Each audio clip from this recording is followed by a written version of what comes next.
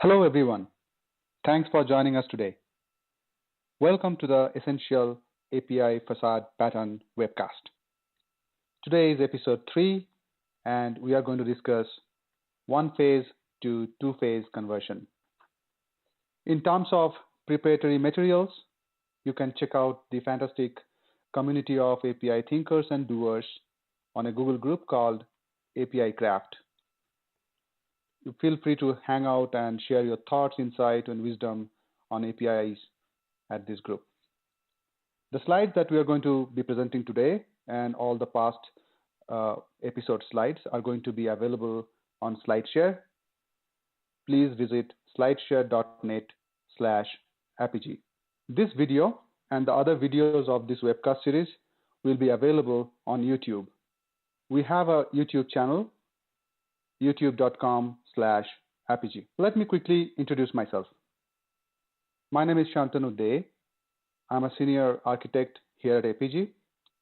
I am focused on integration, especially API-based integration and a little bit beyond. This is the third webcast episode of a 4-part series on API facade patterns. And today we are going to discuss one-phase to two-phase conversion. For those of you who have joined us earlier in this series would know that we basically divide this in 4 parts, as you can see on the screen: problem, solution, and then we spend a bunch of time on discussing benefits and considerations. Let me explain the problem statement for today's pattern. How to expose a single-phase API out of a two-phase API, right? And basically, this pattern focuses on APIs and apps. So we are not really focused on host to host or machine to machine kind of integration situation, whereas we are more focused on exposing an API from the perspective of app developers and API teams to implement and improve their API design and the apps. When I say apps, what I mean, basically the kind of device-based apps or browser-based plugins or platform-based apps like Facebook apps. Now, let me restate the problem statement from the API provider's perspective.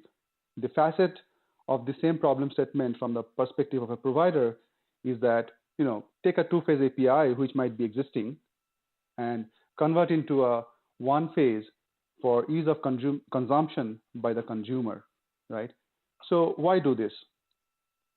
The essence of API integration over standard enterprise-style integration is this extra emphasis on simplicity.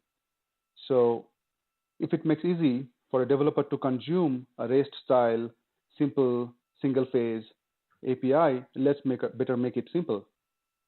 So traditionally, enterprise systems often expose interfaces, sometimes on proprietary protocols, and many of these interfaces are two-phase in nature. And that is very useful for designing transactions across distributed kind of architecture in a reliable way. But these are not so appropriate for age of the enterprise, where we want to make APIs available for innovation and where consumption of resources, ease of consumption is more important. So the underlying enterprise integration tools or APIs that are available shouldn't really influence what protocol and what style these REST APIs should be. That is the kind of core of the problem statement. Now, let's quickly recap about the two-phase interface itself. What is a two-phase interface? Of course, it actually is an interface which has two phases from a perspective of distributed transactions. So if we want to explain that a bit, right? A quick high-level recap.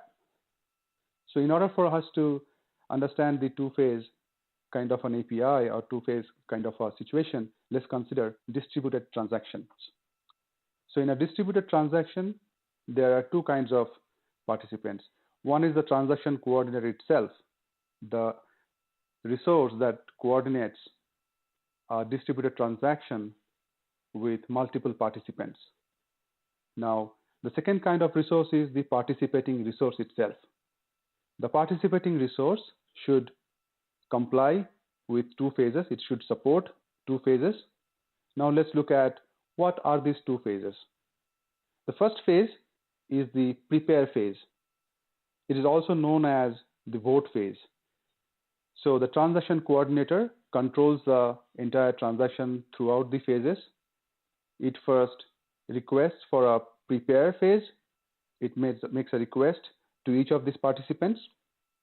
And in this prepare phase or the vote phase, a commit vote by these participants means that they can carry out this commit if told to. So there is no inconsistency or exception expected from that component. Now, let's look at the second phase. So two things that can happen in the second phase. In the success scenario, if all the prepare phase request had succeeded, the transaction coordinator will issue the commit request, and that is expected to go through from each of these participants. If the prepare phase has not succeeded for some of the participants, the transaction coordinator then would roll back the transaction. So if a transaction has properly executed through to the commit phase, it should lead the system into a very reliable and consistent and durable state. If the transaction coordinator calls rollback because some of the prepare phase didn't go through, in that case, the system should return to the original phase. So this way, the entire system, including all the participants, actually moves from one consistent state to another consistent state. And this way, the transaction actually achieves the state or basically exhibits the properties of ACID, what is basically an acronym for atomicity, consistency, isolation, and durability. So this makes a lot of sense for machine-to-machine communication or distributed server-side kind of an architecture. So let's look at the background of two-phase commit, right? The background is that the two-phase commit first started getting used from a database transaction point of view, especially when the two-tier architecture started becoming very popular. The situation arose where multiple applications from the application tier could kind of try to access the same resources onto the database tier. So it became important for creating transaction boundaries, lock resources, and so on. So in order to reliably carry out distributed transaction, two-phase commit interface is a great pattern. And the key question here it is that, case of a simple client application, how good this idea is, how good this idea to extend for a REST kind of architecture style. What I believe is that it's not such a good idea for an app to consume a two-phase API. It is like getting the app to become a transaction coordinator. And the primary driver is that the API provider supports a two-phase API. So let's basically start consuming two-phase APIs from the app. So let me approach this problem from another angle, right? If you look at the REST style architecture, there is no standards or semantics defined for transaction, let alone any two-phase kind of situation, right? So if you look at web services world, there are standards or specifications around web services transaction, WS transaction. So that is another indication that REST is inherently kind of designed to be simpler and not really care about the transactional nature of APIs. If I twist this problem a bit and look at how good a use case, how popular or how much we see this kind of use case to really need a transactional behavior from a client app. Consider a typical application or browser-based plugin written in JavaScript. It could be an app running on a device. It could be an HTML-based kind of web app, right?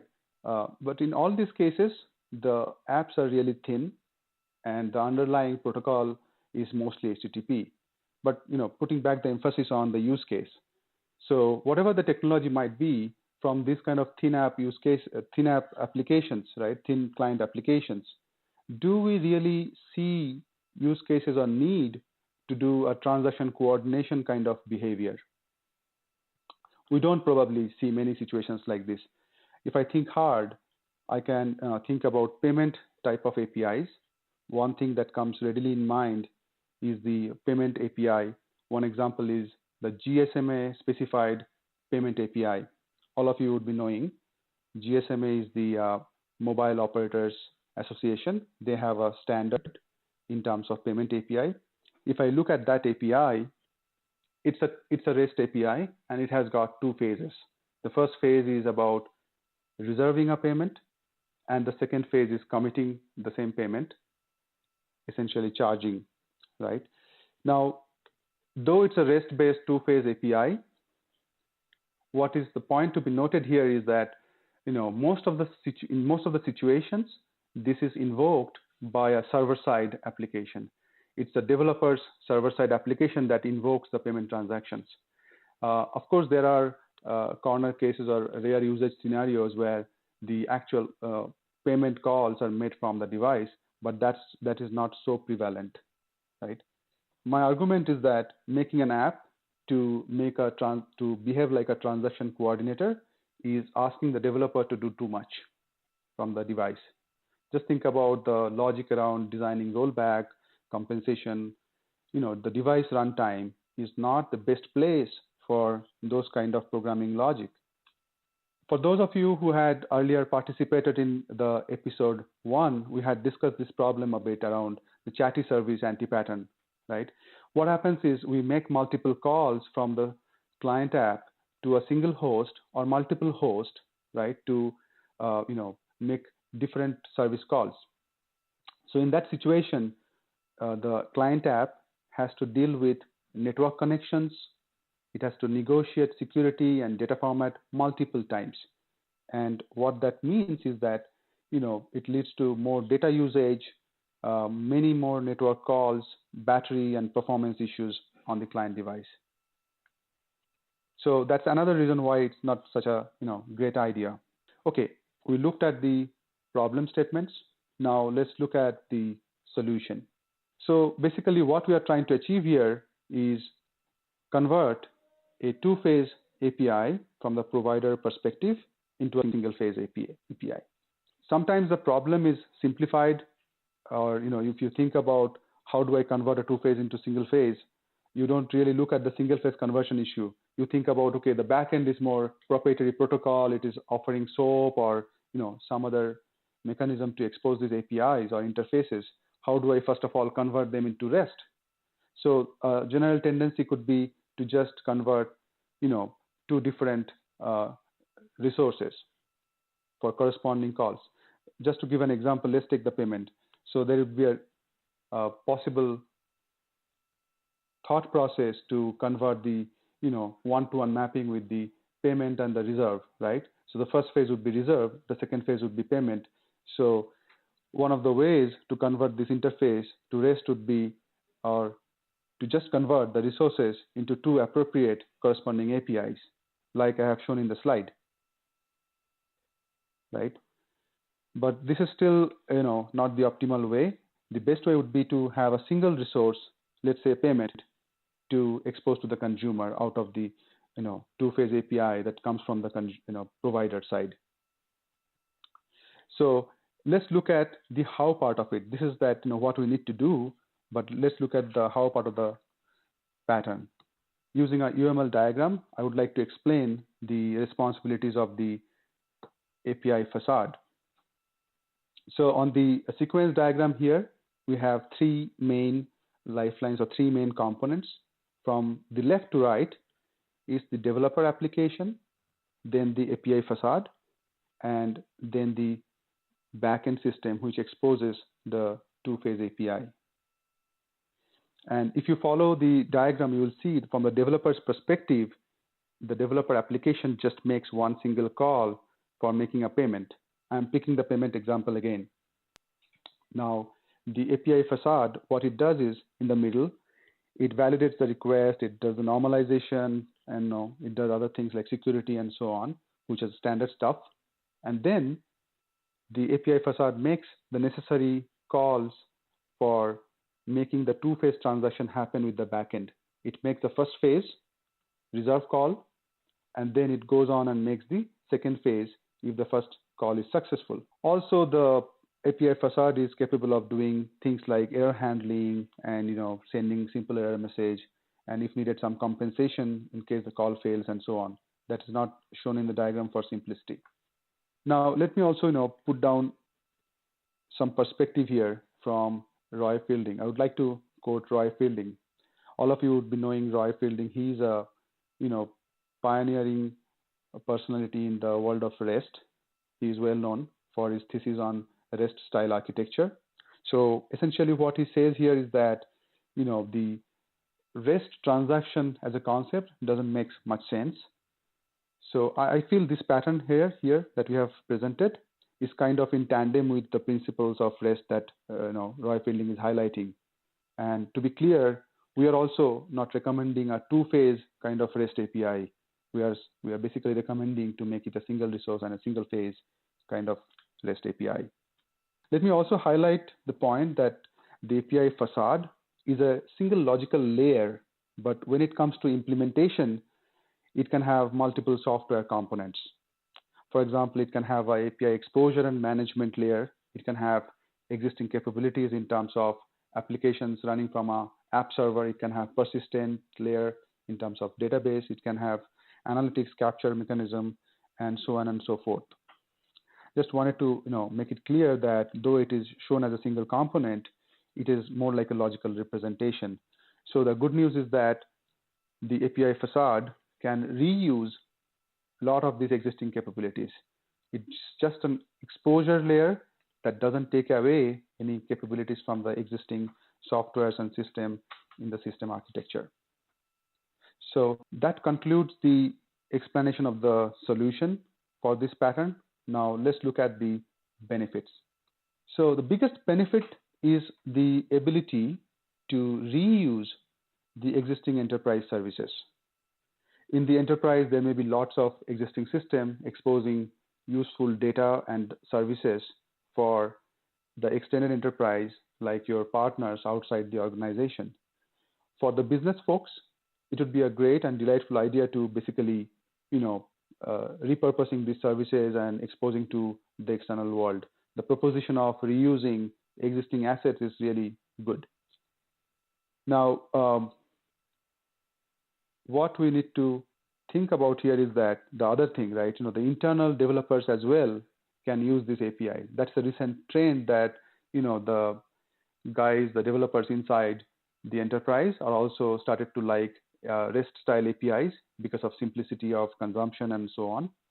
So, the phrase of eating your own dog food kind of applies to this situation very well. So backend in this case, the existing services, they don't need to change. The API facade layer comes in the middle and makes it available for internal developers as well as the external developers. The next point in the benefits is, of course, the point of simplicity, where the client application developer doesn't have to think about managing transaction, and basically it leads to much more adoption for the API. The client deals with one resource at a time instead of attempting to be a transaction manager of a sort for a two-phase. The responsibilities of the transaction management, if at all, it is deferred to the API facade layer. And I'm not even highlighting the other standard benefits of moving the composition type of responsibilities in the facade. Things like, less number of, massage in the messages and less number of security negotiation because your number of calls are reduced, right? Now, if we talk about complexity, simplicity is one thing. If we say, okay, how can we address more complexity if needed using this pattern?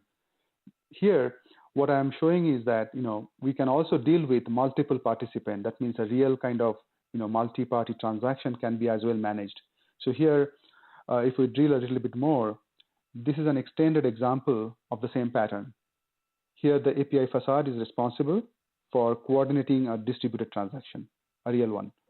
So what happens here, the Facade exposes a single REST resource for the client. However, the Facade itself deals with multiple providers. It makes the first phase of the call, it coordinates, and it requires, it is capable of doing the compensation and so on.